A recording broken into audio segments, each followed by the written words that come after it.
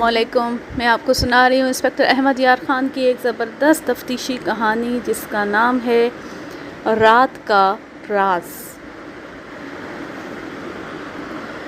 آدھی رات کے وقت مجھے گھر سے اٹھایا گیا۔ رپورٹ آئی تھی کہ ایک کھلیان جل گیا ہے اور ایک جوان آدمی کو لائے ہیں جسے لاٹھیوں کی ضربیں لگی ہیں اور وہ بے ہوشی کی حالت میں۔ میں تفتیش کے متعلق پریشان نہ ہوا کیونکہ یہ خاندانی دشمنی کی واردات تھی۔ شہروں میں رہنے والوں کے لیے کھلیان جلنے والا معاملہ شاید کوئی عجیب واقعہ ہو۔ میں ذرا اس کی وضاحت کر دیتا ہوں۔ گندم کی فصل پک جاتی ہے تو یہ کاٹ کر ڈھیر کی صورت میں خشک ہونے کے لیے رکھ دی جاتی ہے۔ یہ ڈھیر ایسی شکل کے ہوتے ہیں کہ دور سے یہ گول جھونپڑے لگتے ہیں۔ یہ ایک دراز قد آدمی کے قد سے 2-2.5 فٹ زیادہ اونچے ہوتے ہیں اور اوپر سے مخروطی ہوتے ہیں، یعنی مقبرے کے گنبد کی طرح۔ یہ دھوپ میں خشک ہوتے رہتے ہیں۔ خشک ہو جانے کے بعد انہیں کھلیان میں پھیلا کر ان سے دانے اور بھوسا الگ کیا جاتا ہے۔ دیہات میں اب بھی خاندانی دشمنیاں چلتی ہیں اور لڑائی اور قتل کا سلسلہ چلتا رہتا ہے۔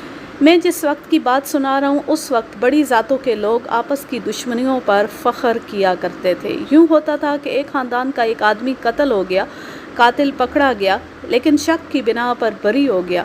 ایسا آدمی گاؤں میں آتے ہی قتل ہو جاتا یا 1-2 روز بعد دن دہاڑے مارا جاتا تھا اور قاتل نعرے لگاتے تھے کہ ہم نے خون کا بدلہ لے لیا ہے۔ ایسے قاتل خود ہی تھانے میں آ جاتے یا گاؤں میں پولیس جا کر انہیں گرفتار کر لیتی تھی۔ تفتیش اور سراغ رسانی کی کوئی ضرورت نہیں پڑتی تھی۔ دشمن خاندان ایک دوسرے کو 2 اور طریقوں سے بھی نقصان پہنچایا کرتے تھے۔ ایک یہ کہ ایک دوسرے کے مویشی مثلاً اچھی نسل کا ایک بیل یا بھینس یا گائے چوری کرا دیتے تھے۔ دوسرا طریقہ قتل جیسا ہی ظالمانہ تھا، وہ ایک دوسرے کے کھلیان جلا دیتے تھے۔ ذرا سوچیں کہ سارے سال کی کمائی یہ فصل ہوتی تھی جو روپے پیسے کی بنیاد تھی۔ یہ جب پک گئی تو کسی دشمن نے آگ لگا دی۔ دشمنیوں کا یہ سلسلہ آج بھی چلتا ہے لیکن اس میں تھوڑی سی کمی آ گئی ہے۔ مجھے جب اطلاع ملی کہ کھلیان کو آگ لگی ہے اور ایک آدمی کو لاٹھیوں کی ضربیں لگی ہیں تو میں اس لیے بھی پریشان نہ ہوا کہ یہ دشمنی کے سلسلے کی واردات ہے۔ یہ لوگ خود ہی بتا دیں گے کہ ان کا دشمن کون ہے اور میں انہیں فوراً گرفتار کر لوں گا۔ اس زمانے میں زخمی کو ہسپتال لے جانے سے پہلے تھانے لے جایا جاتا تھا۔ پولیس ضربوں اور زخموں کی تفصیل لکھتی تھی۔ اگر مضروب کی حالت مرنے والی ہوتی تو اس کا نزعی بیان لکھا جاتا تھا۔ ایسے بھی ہوتا تھا کہ زخمی فوری طور پر مرہم پٹی نہ ہونے اور خون زیادہ بہہ جانے سے تھانے ہی میں مر جایا کرتا تھا۔ کوئی مرے یا زندہ رہے، پولیس کا مسئلہ صرف یہ ہوتا تھا کہ مرنے سے پہلے وہ بیان دے دے۔ ایسی جلدی مجھے بھی تھی۔ میں نے تھانے میں جا کر سب سے پہلے مضروب کو دیکھا۔ اسے چارپائی پر ڈال کر لائے تھے۔ وہ بے ہوش تھا، سر سے تھوڑا سا خون نکلا تھا اور وہاں ابھار تھا۔ میں نے اس کے سر پر ہاتھ پھیر کر دیکھا، وہاں لاٹھی لگی تھی۔ جلد ذرا سی پھٹ گئی تھی۔ سر پر ایسی ہی 2 ضربیں لگی تھیں۔ قمیض ہٹا کر جسم دیکھا، پسلیوں کے نیچے لاٹھی لگنے کا بڑا صاف نشان تھا۔ یہ ضرب اس وقت لگائی گئی ہوگی جب مضروب گر پڑا ہوگا۔ اس ضرب نے مجھے کچھ پریشان کیا۔ جگر، پتا یا تلی کے پھٹ جانے کا خطرہ تھا۔ وہ تو نوجوان لڑکا تھا، شکل و صورت کا بھی اچھا تھا، خوشحال زمیندار خاندان سے تعلق رکھتا تھا۔ خاندانی دشمنیاں اسی کلاس کے خاندانوں میں ہوا کرتی تھی۔ مقدموں پر یہ لوگ دل کھول کر روپیہ اڑایا کرتے تھے۔ میں نے ضربیں لکھ لیں اور جو کاغذات تیار کرنے تھے وہ کیے۔ اس دوران مضروب کو ہسپتال بھیج دیا۔ اس کے ساتھ ایک ہیڈ کانسٹیبل میرے اس پیغام کے ساتھ گیا کہ مضروب کے بچنے کا امکان نہ ہو تو نزعی بیان لینے کی کوشش کرے۔ اس کے ساتھ جو آدمی آئے تھے ان میں اس کا ایک بڑا بھائی بھی تھا جسے میں اس لیے اچھی طرح جانتا تھا کہ 4-5 مہینے پہلے وہ ڈکیتی کی ایک واردات میں میرا گواہ تھا۔ یہ ایک الگ کہانی ہے۔ اس گاؤں کے باہر کی طرف ایک گھر تھا۔ ایک رات اس گھر میں 3 آدمی دیوار پھاند کر داخل ہوئے اور گھر والوں کو جگا کر انہیں کلہاڑیوں سے ڈرایا اور 2 ٹرنک اٹھا کر نکل گئے۔ ان کے نکلتے ہی گھر والوں نے شور مچایا۔ گاؤں کے لوگ جاگ کر پہنچے۔ گھر والوں نے بتایا کہ 3 آدمی ڈاکہ ڈال گئے۔ ڈکیتوں کے پیچھے جو آدمی گئے ان میں ایک یہ بھی تھا۔ اس کا نام مہتاب دین تھا۔ اس کی عمر 28 سال کے لگ بھگ تھی۔ دور تک سب دوڑتے گئے اور رک گئے۔ مہتاب لاٹھی اٹھائے دوڑتا گیا۔ ڈکیت آسانی سے بھاگنے کے لیے ایک ٹرنک پھینک گئے۔ مہتاب ایک ڈکیت تک پہنچ گیا، دو آگے نکل گئے۔ مہتاب نے اسے کندھے پر لاٹھی ماری۔ ڈکیت کے پاس کلہاڑی تھی۔ اس نے مہتاب کو للکار کر کہا کہ وہ واپس چلا جائے ورنہ کٹ جائے گا۔ چاندنی رات تھی۔ مہتاب نے اس کا چہرہ بھی پہچان لیا اور اس کی آواز بھی۔ مہتاب ڈرنے والا آدمی نہیں تھا، لیکن دو ڈکیت جو آگے نکل گئے تھے وہ بھی واپس آ گئے۔ مہتاب وہاں سے کھسک آیا۔ وہ لاٹھی سے 3 کلہاڑیوں کا مقابلہ نہیں کر سکتا تھا۔ اس نے جس آدمی کو پہچان لیا تھا وہ اسی علاقے کے ایک گاؤں کا جرائم پیشہ تھا۔ رپورٹ جب تھانے آئی تو مہتاب نے مجھے اس آدمی کا نام اور گاؤں بھی بتایا۔ دوسرے 2 کو وہ نہیں جانتا تھا۔ اس ڈکیت کو تو میں بھی جانتا تھا۔ وہ ایک بار کا سزا یافتہ تھا اور تھانے کے ریکارڈ پر تھا۔ میں نے اس آدمی کو پکڑا، پھر اس کے ساتھیوں کو بھی پکڑ لیا۔ میرے علاقے کا ایک اور ڈکیت تھا۔ اس نے مہتاب کو پیغام بھیجا کہ وہ گواہی نہ دے، اور اگر پولیس کے ڈر سے گواہی دینے عدالت میں جائے تو یہ کہے کہ اس نے کسی کو نہیں پہچانا تھا۔ تھانے دار اس سے زبردستی بیان دلوا رہا ہے۔ مہتاب نے اسے پیغام بھیجا تھا کہ وہ ضرور بیان دے گا کیونکہ یہ اس کے گاؤں کا معاملہ ہے۔ اس ڈکیت نے اسے دھمکی دی تھی کہ عدالت میں بیان دے کر وہ پچھتائے گا۔ مہتاب میرا واحد گواہ تھا جس نے ایک ڈکیت کو پہچانا تھا۔ یہ میرا سب سے زیادہ کارآمد گواہ تھا۔ اس نے گواہی دی تھی اور 2 ملزموں کو 4 سال اور ان کے سزا یافتہ ساتھی کو 6 سال سزائے قید ملی تھی۔ 4 مہینے پہلے ان کے مقدمے کا فیصلہ ہوا تھا۔ اب مہتاب اپنے چھوٹے بھائی کو بے ہوشی کی حالت میں تھانے لایا۔ ان دنوں فصل کٹ کر کھلیانوں میں پڑے تھے۔ مہتاب نے مجھے بتایا کہ رکھوالی کے لیے وہ خود کھلیان میں سویا کرتا تھا۔ یہ لوگ نوکروں پر بھی بھروسہ نہیں کیا کرتے تھے۔ گزشتہ رات اسے ہلکا سا بخار ہو گیا تھا، اس لیے اس کے بھائی نے اسے کھلیانوں میں نہ جانے دیا اور خود کھلیان میں جا کر سو گیا۔ آدھی رات کو گاؤں میں کسی نے شور مچایا، کسی کا کھلیان جل رہا ہے، جاگو اوئے، کھلیان جل گیا۔ فصل تو سب کے کٹ کر کھیتوں کھلیانوں میں پڑے ہوئے تھے۔ بچوں اور بوڑھوں کو چھوڑ کر گاؤں کا ہر فرد کھیتوں کی طرف دوڑ پڑا۔ ساتھ والے کھلیانوں میں جو آدمی رکھوالی کے لیے سوئے ہوئے تھے وہ پہلے ہی پہنچ گئے تھے اور لاٹھیاں مار مار کر اور مٹی پھینک پھینک کر آگ بجھا رہے تھے۔ پانی نہیں ڈالا جا سکتا تھا کیونکہ آگ سے بچا ہوا فصل بھیگ جائے تو دانے پھول جاتے ہیں اور کسی کام کے نہیں رہتے۔ وہاں جا کر دیکھا کہ مہتاب کے فصل کے ایک ڈھیر کو آگ لگی تھی۔ اس کا بہت تھوڑا سا حصہ بچایا جا سکا تھا۔ 3 ڈھیر اور تھے، وہ محفوظ تھے۔ جس ڈھیر کو آگ لگی تھی اس سے 10-12 قدم دور مہتاب کا چھوٹا بھائی زمین پر اوندے منہ پڑا تھا۔ صرف آگ ہی پولیس کا کیس تھا، مگر وہاں مہتاب کا بھائی بھی مضروب ہوا تھا۔ اسے یہ لوگ چارپائی پر ڈال کر تھانے لے آئے۔ میں مہتاب اور اس کے باپ سے واردات کی تفصیل سن کر کچھ پوچھنے ہی لگا تھا کہ اسپتال سے اطلاع آئی کہ جلدی آئیں، مضروب بیان دینے کے قابل ہو گیا ہے۔ میں بڑی تیزی سے ہسپتال گیا۔ ڈاکٹر نے بتایا کہ مضروب مر گیا ہے۔ ڈاکٹر نے اسے جو دوائیاں پلائیں تھیں شاید ان کا اثر تھا کہ مضروب ذرا ہوش میں آ گیا تھا، لیکن یہ اس کی زندگی کے آخری 2-3 منٹ کی بیداری تھی۔ اس کے بعد وہ مضروب سے مقتول ہو گیا۔ میں نے اس سے بیان لیا ہے، ڈاکٹر نے بتایا۔ اس کا مطلب نکالنا آپ کا کام ہے۔ بیان صاف نہیں، وہ اچھی طرح بول نہیں سکتا تھا۔ ڈاکٹر نے جو بیان تحریر کیا اس کے الفاظ کچھ اس طرح تھے: آنکھ کھلی، ایک ڈھیر کو آگ لگی ہوئی تھی، ابھی آگ شروع ہوئی تھی، ایک آدمی پیچھے ہٹ رہا تھا، میں چارپائی سے کود کر اس تک گیا، میرے دھکے سے وہ پیٹھ کی طرف سے آگ میں گرا، وہ اٹھا، اس نے شور کیا کہ اسے سنبھالو، مجھے مار دیا۔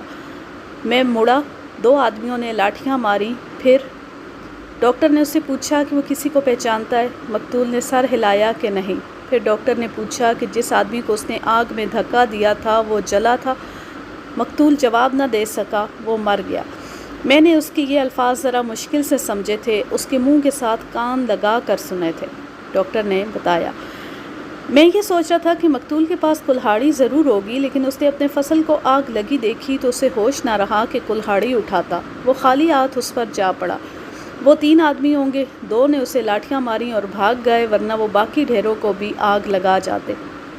میں تھانے چلا گیا اور مہتاب کو بتایا کہ اس کا بھائی فوت ہو گیا۔ 21-22 سال کی عمر کے بھائی کا فوت ہو جانا بہت بڑا حادثہ تھا۔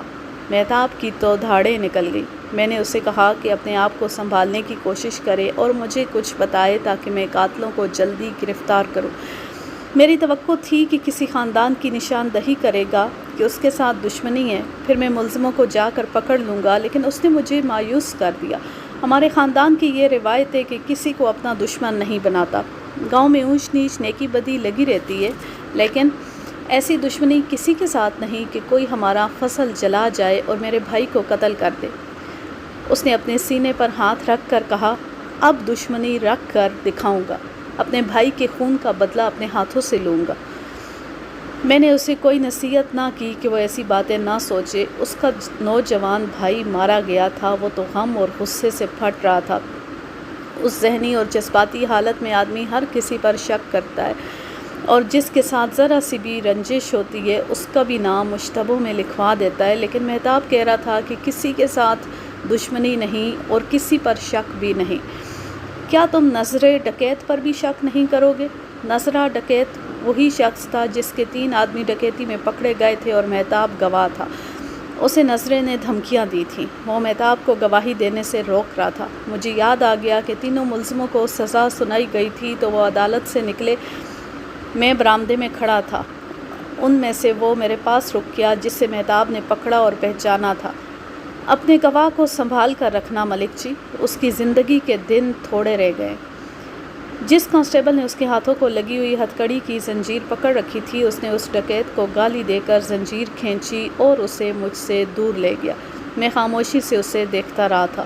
سزا سن کر اکثر مجرم خفت مٹانے کے لیے کچھ نہ کچھ کہا کرتے، مگر مہتاب کے بھائی کے قتل کے بعد مجھے اس مجرم کی دھمکی یاد آئی تو میں نے محسوس کیا کہ یہ خالی دھمکی نہیں تھی۔ نظرِ ڈکیت نے مہتاب کو قتل کروانے کے بجائے اس کا کھلیان جلانا انتقام کا زیادہ اچھا طریقہ سمجھا ہوگا۔ ہاں جناب، مہتاب نے کہا، یہ ڈکیت تو میرے دماغ میں آئے ہی نہیں تھے۔ ان کا کوئی پیر استاد ہے جو فصل پکنے کے انتظار میں رہا۔ میرا خیال ہے وہ تمہارے بھائی کو قتل نہیں کرنا چاہتے تھے۔ اگر وہ اس ارادے سے آتے تو پہلے تمہارے بھائی کو قتل کرتے، پھر کچھ اور کرتے۔ تمہارے بھائی نے مرنے سے پہلے تھوڑا سا بیان دیا ہے۔ اس کی آنکھ کسی آواز پر کھلی، اس نے اٹھ کر دیکھا، ایک آدمی ایک ڈھیر کو آگ لگا چکا تھا۔ تمہارا بھائی اس تک گیا تو 2 اور آدمی آ گئے جنہوں نے اسے لاٹھیاں ماریں۔ قتل کی نیت سے آنے والے کلہاڑیاں لے کر آتے ہیں، ڈکیتوں کے پاس خنجر اور چاقو ہوتے ہیں۔ یہ تو میرا شک تھا کہ یہ واردات نظرِ ڈکیت کی ہے۔ میں نے اسی وقت ASI سے کہا کہ ایک ہیڈ کانسٹیبل اور 4-5 کانسٹیبل فوراً ساتھ لے اور کسی تانگے والے کو گھر سے جگا کر صبح ہونے سے پہلے نظرِ ڈکیت کے گاؤں جائے۔ اسے اور اس کے گھر کوئی آدمی ہو اور گاؤں میں جس پر اسے شک ہو، ان سب کو مہتاب کے گاؤں میں لے آئے۔ میں صرف اس ایک شک پر انحصار نہیں کر سکتا تھا، اور میں نے ہر بات میں مہتاب کی اس کے باپ پر ہی بھروسہ نہیں کرنا تھا۔ آتش زنی اور قتل بڑا ہی سنگین جرم تھا۔ انگریز افسر ایسے جرم کی تفتیش میں 1 منٹ کی بھی کوتاہی نہیں ہونے دیتے تھے۔ یہ کیس ایسا نہیں تھا کہ اسے ASI کے حوالے کر دیتا۔ اس میں چونکہ پیشہ ور اور سزا یافتہ مجرموں کا بھی ذکر آتا تھا، اس لیے مجھے اپنی 5 حصے اور ایک فالتو حص بیدار کر کے تفتیش کرنی تھی۔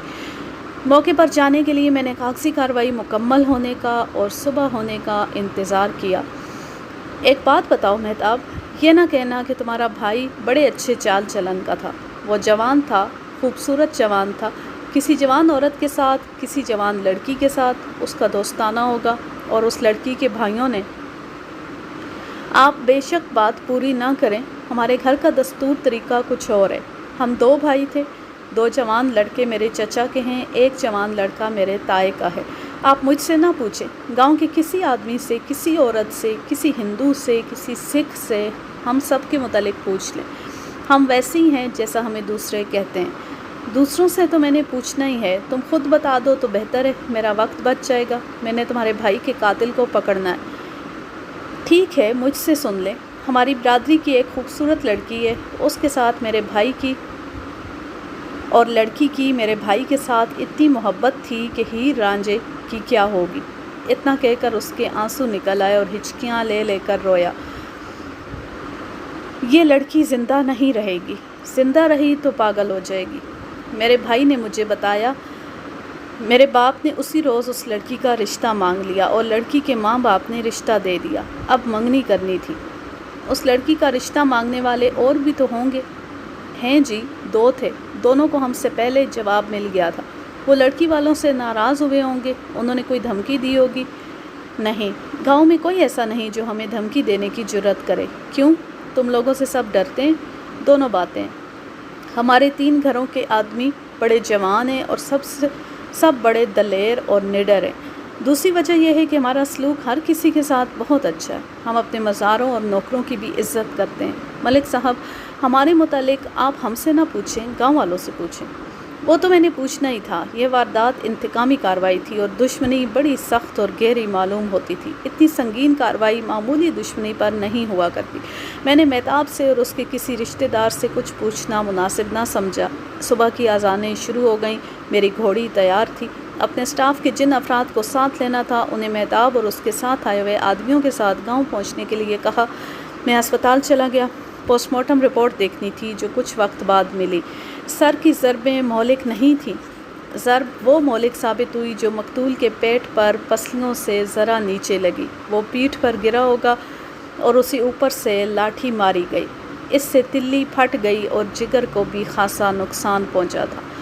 یہ بڑا گاؤں تھا۔ میں نے نمبردار کی ڈیوڑی کو تفتیشی ہیڈ کوارٹر بنا لیا۔ ذیلدار، سفید پوش اور تھانے داروں کے پیشہ ور خوش آمدی، جن میں 2 10 نمبریے بدماش بھی تھے اور 3-4 معزز افراد بھی، اس طرح دوڑے آئے جیسے آسمان سے فرشتہ اترا ہو۔ یہ ان لوگوں کا دستور تھا۔ پولیس کے لیے یہ لوگ مددگار ثابت ہوتے تھے۔ میں سب سے پہلے موقع پر گیا۔ وہاں ملزموں کے کھروں کی تو توقع ہی نہیں تھی۔ سارا گاؤں وہاں گیا تھا۔ ایک ڈھیر جلا ہوا اور بکھرا ہوا تھا۔ مقتول کی چارپائی وہاں نہیں تھی۔ اسے بے ہوشی کی حالت میں اس چارپائی پر ڈال کر تھانے لے گئے تھے۔ اس کی کلہاڑی بھی وہاں نہیں تھی۔ مختصر یہ کہ وہاں کوئی ایسی چیز نہیں تھی کہ مجھے تفتیش میں مدد دیتی۔ صبح ہو چکی تھی۔ میں نمبردار کی ڈیوڑی میں جا بیٹھا اور اس سے رپورٹ لینے لگا۔ سب سے پہلے مجھے مقتول کے متعلق بتاؤ۔ اس خاندان کے ساتھ تمہاری دوستی ہے یا دشمنی؟ یہ دماغ سے نکال کر بات کرنا۔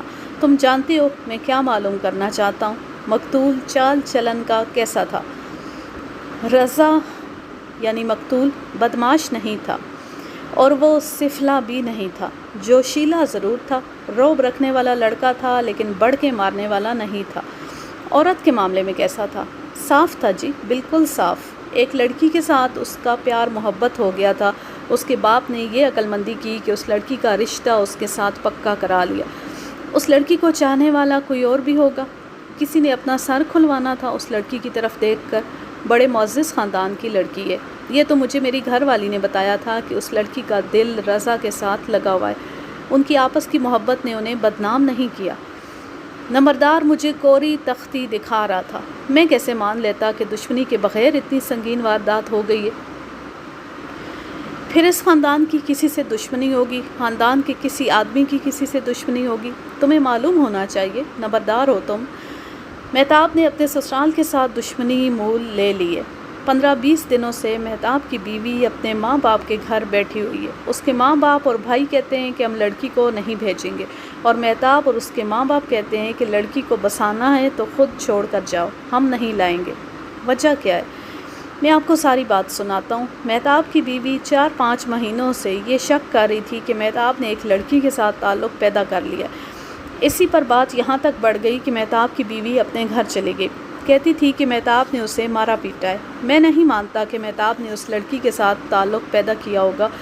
اس کی بیوی کسی اور کا نام لیتی تو شاید ہم مان لیتے۔ اس نے جس لڑکی کا نام لیا ہے وہ ایک بڑی شریف بیوہ کی لڑکی ہے۔ بیٹی ماں سے بڑھ کر حیادار ہے، اس پر کوئی انگلی نہیں اٹھا سکتا۔ یہ ماں بیٹی کسی کی محتاج نہیں۔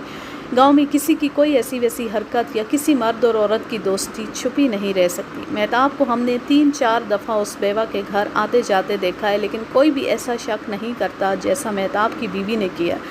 مہتاب کے سالے کیسے ہیں؟ لٹھ باز ہیں، ہر کسی کے سر پر چڑھ کر بات کرتے ہیں۔ مہتاب کے خاندان سے وہ بہت مختلف ہیں۔ تم پرانے تجربہ کار نمبردار ہو، تم جانتے ہو کہ میں کیا معلوم کرنا چاہتا ہوں۔ مجھے یہ بتاؤ کہ مہتاب کے سسرال والے اس قسم کے لوگ ہیں کہ انہوں نے اتنی سنگین اور انتقامی کارروائی کی ہوگی کہ ان کی فصل جلا ڈالی اور ایک جوان آدمی کو قتل کر دیا؟ یہ ہو سکتا ہے۔ ان لوگوں نے دھمکیاں دی تھیں کہ ہم اپنی بہن کی بے عزتی کا بدلہ لیں گے۔ ادھر مہتاب تو ذرا ٹھنڈا تھا لیکن رضا بڑے سخت جوش میں آیا ہوا تھا۔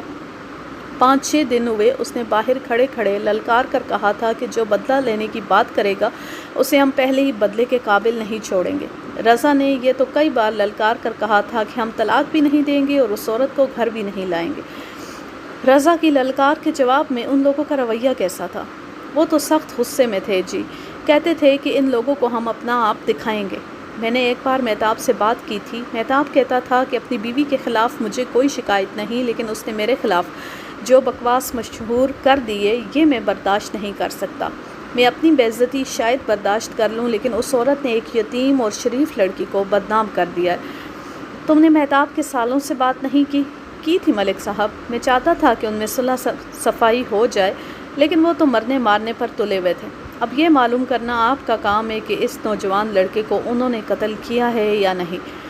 میں نے نمبردار سے اس سلسلے میں چھوٹی چھوٹی کئی اور باتیں پوچھیں۔ اس کے جواب ایسے تھے کہ مہتاب کے سالوں پر میرا شک پکا ہوتا گیا۔ اس کے بعد میں نے ذیلدار کو بلایا۔ یہ شخص نمبردار سے بھی زیادہ سیانا تھا، اس نے بھی یہی بات سنائی، بلکہ نمبردار کی ہر بات کی اس نے تصدیق کی۔ ذیلدار نے بھی اس لڑکی کے چال چلن اور شرم و حیا کی تعریف کی۔ یہ بڑا قیمتی سراغ تھا جو ان لوگوں نے مجھے دیا۔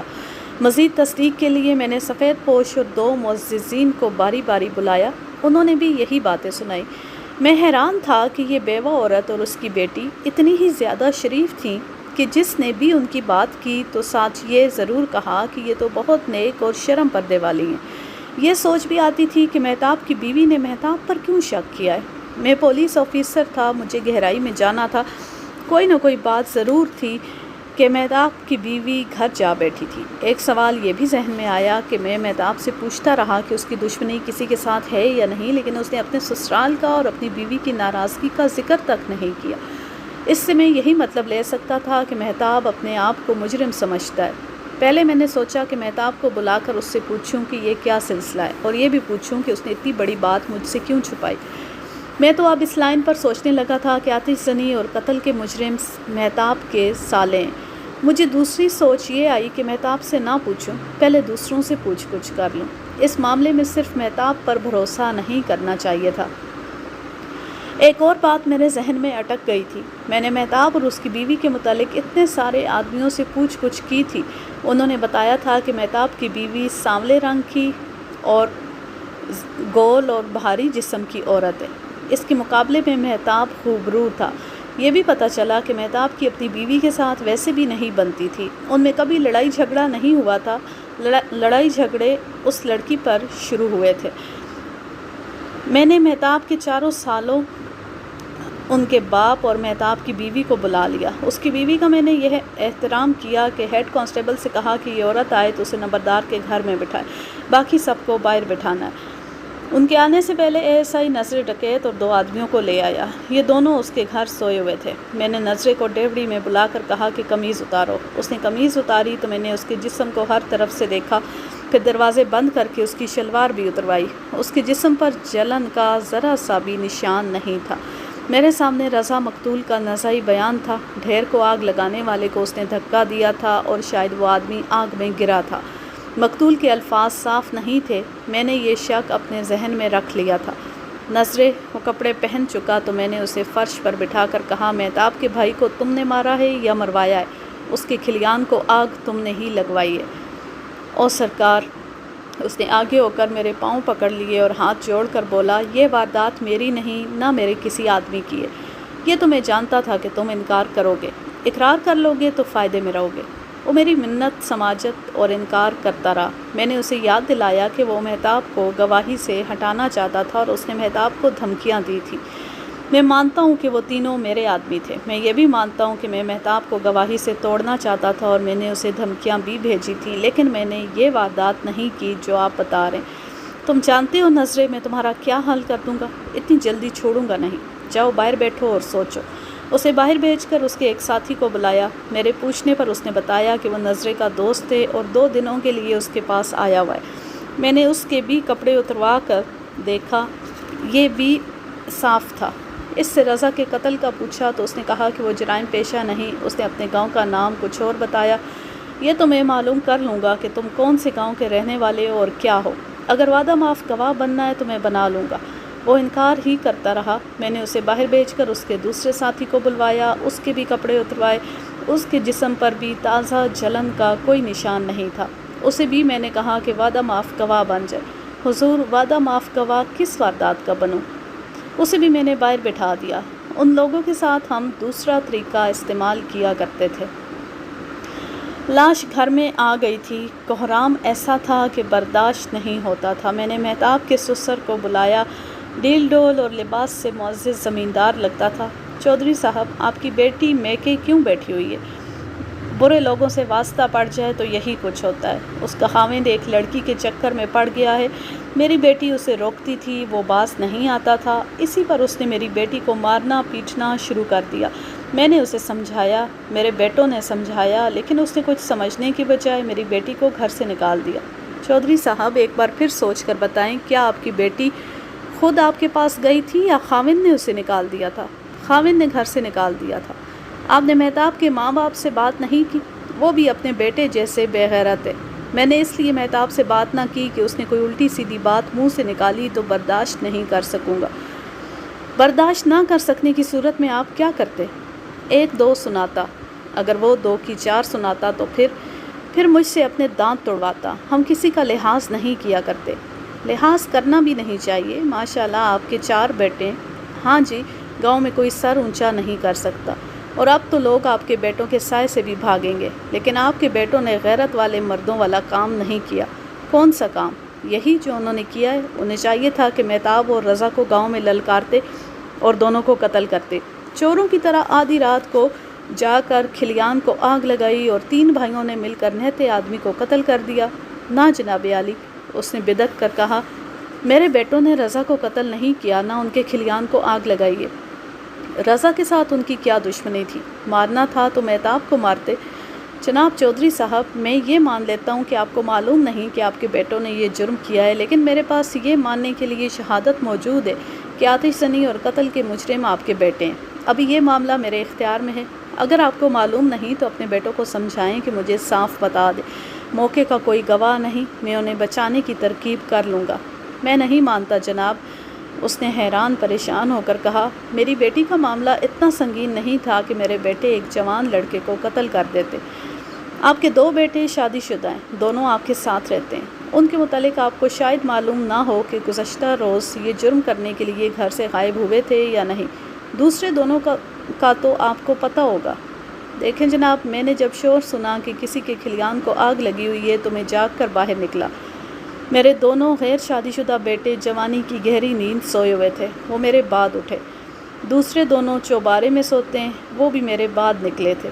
اس سے میری تسلی نہیں ہوئی۔ میں آپ سے کہہ رہا ہوں کہ میرے ساتھ صاف اور سچی بات کریں، مجھ سے فائدہ اٹھائیں۔